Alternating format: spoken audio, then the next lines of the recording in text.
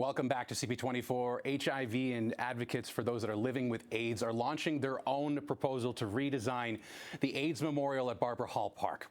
It's a memorial that opened more than 30 years ago now, honoring those who died of AIDS-related illnesses and just a monument to the lives lost. Phase 2 of the park's redevelopment plan currently underway by the city, but there are people in various parts of the 2S LGBTQI community and also people that live with HIV that say that the city hasn't meaningfully engaged with them or tried to incorporate the feedback that they have into plans for the memorial. Now, advocates also tell us that this site has been, in some cases, neglected in recent years, noting that there's rose bushes that were removed and plaques have been left damaged by graffiti and scratching over them. It's at least a possibility. A community-driven proposal includes new pillars to expand the memorial's capacity, also adding a deep vegetative buffer for privacy and noise reduction, and a trans memorial and new artworks. Advocates want the city to adopt this redesign instead, saying that it better reflects the history, the needs, and the voices of people living with HIV. Joining us now in studio, Ed Jackson, one of the founders of the AIDS Committee of Toronto, and Jade Electra, an activist, creator of Pause Magazine, and national ambassador for the Canadian Foundation for AIDS Research. We thank you so much for the both of you for being here today.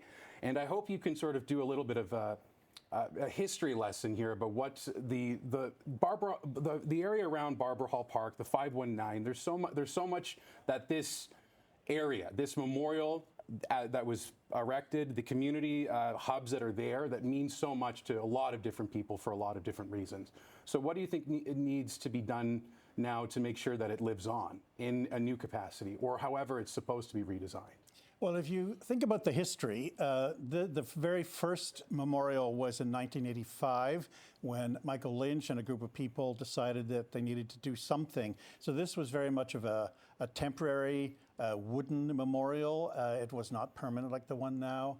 And this happened for several years. So it really grew out of the community completely, that we needed to acknowledge that people were dying. We needed to have a place for memorial.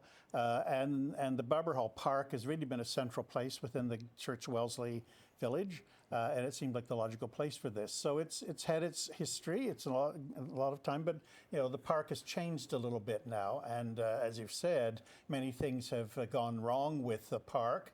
The memorial has not survived very well with the graffiti and so forth. So this new plan, we think, is one that will actually improve it and expand it and make it a much more livable place than it is before. Do you think that the city has a plan as well? And just thinking about what the city is looking at, what do you think is potentially missing from what Parks, Forestry, and Recreation is currently looking at for the park? Is there anything that you can maybe say that from the mock-ups we have that is different? The city basically just takes, a group of little pillars. Basically, it takes the pillars and does nothing else with them. This memorial looks at a much larger landmark memorial site, completes the circle, adds a place where people can sit and contemplate. It also adds panels where you can talk about the history of organizing.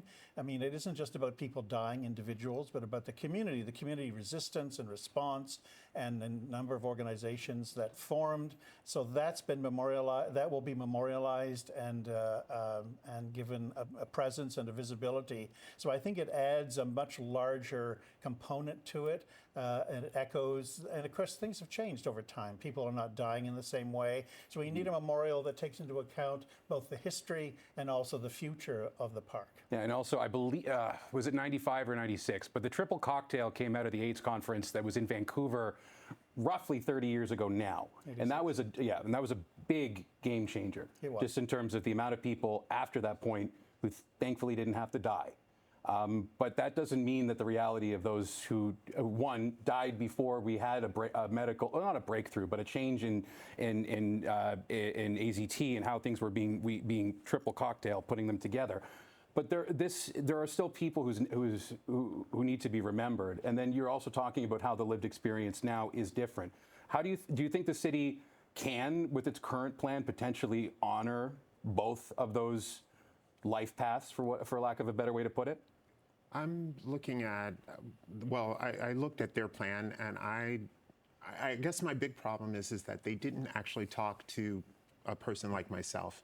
I'm a long-term survivor diagnosed in 1990, and I do a lot of work for the community. So for them to not have me in on the conversation, I think a lot of the things that are wrong with a lot of the HIV/AIDS sector is that a lot of HIV positive people are not at the table when those decisions are made, and that is a huge problem. But can they do it? They most definitely can, but they need our voices in order to make that happen. So one thing that CP24 is kind of good at is amplifying voices a lot, because we have more people watching us than just about anywhere else in the city. So if you had to tell people on that camera right there what they should be doing at this time, what would you think, whether it's parks, forestry, recreation, the City of Toronto, the mayor, or just everyday people, what can they do in your mind to make this right? The first thing I would tell them is to go visit theaidesmemorial.ca and look at what is being offered and what our plans, or what David, his layout looks like, because I think they would be really surprised at how much better the space would look and how more inviting. And it needs to actually not only represent those who have passed, but all those of us who are still living with it. And I think this design does that. Now, I know they're also at a time where, after 40 years, where like ACT Toronto's funding is essentially changing now. We're in a different era. And I think I went to go see Renton concert last week, and it just got me thinking about the importance of the fight, like acting up. What do you think? Do you think we're forgetting some of the stories, so how much are we forgetting? We're forgetting a lot. And unfortunately, I call that the rebranding of AIDS. Like, if you go and look around, you can't find the word AIDS. You'll find HIV, but you can't find AIDS. And that's a problem. AIDS is still here. It's still happening. I'm a CanFAR ambassador. I go and speak in different places specifically to remind people that it's still here, and it's still something that we all should be talking about and learning for ourselves what we can't do, what we should do, all of those things. I've seen this change in history because I was involved with starting the AIDS Community of Toronto, which was the first organization in the city, and it just is now closing this month. Because HIV and AIDS has changed a lot. The people who are getting HIV and AIDS are different. There are many more women and straight people who are getting HIV and people of color. So I think that that's important to realize that it has just simply changed, and so we need to adapt. One of the things I think that is really going to be good about this new design, if it goes through, is that it really does capture some of that history of these organizations that were involved, that was part of a resistance when the government was really not supporting anything at all. It was the community that did it. I mean, the fundraising for the AIDS Community of Toronto, I remember most of it was done in the bars. Drag queens did most of the fundraising in the bars. That's where it happened before government funding came along.